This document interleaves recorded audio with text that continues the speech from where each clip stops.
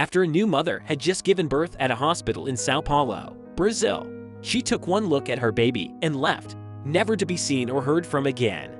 She abandoned her newborn son because he didn't look like a normal child, and perhaps she did not have the means necessary to raise and care for him right.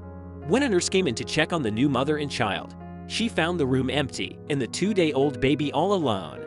As she unwrapped his blanket, she gasped aloud in horror. The boy had no limbs. The baby had been born with Hanhart syndrome, a medical condition marked by partially missing toes and fingers, malformed jaws and tongues, or underdeveloped limbs. While it's relatively rare, with 1 in 20,000 babies affected by the disease, in this case it was severe, and the baby had no arms or legs, and now no one to care for him. He ended up at an orphanage and was put up for adoption, but the outlook seemed bleak. Whoever raised him would have to take on more responsibility than usual, as he required a lot of specialized attention and medical care.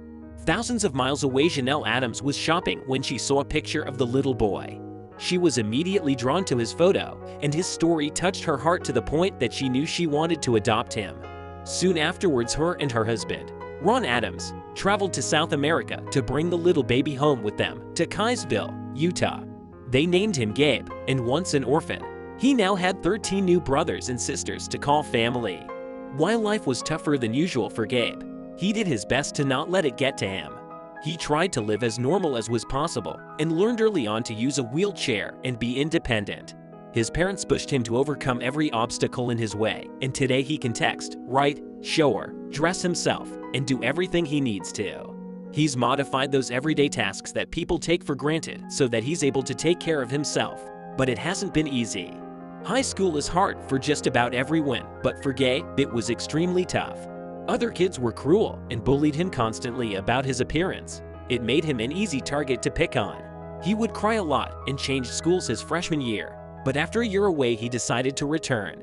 Gabe felt stronger and more confident after his break, and when he went back to the school he'd left, he opted to join the dance team. He had always loved dancing as it gave him new ways to move his body and kept him active. When he was 12 years old, he had secretly taught himself how to dance, and soon everyone found out that he was able to break dance like no one else could. After joining the dance team, Gabe competed in a competition where he placed second and is now turning his focus on pursuing a career as a motivational speaker.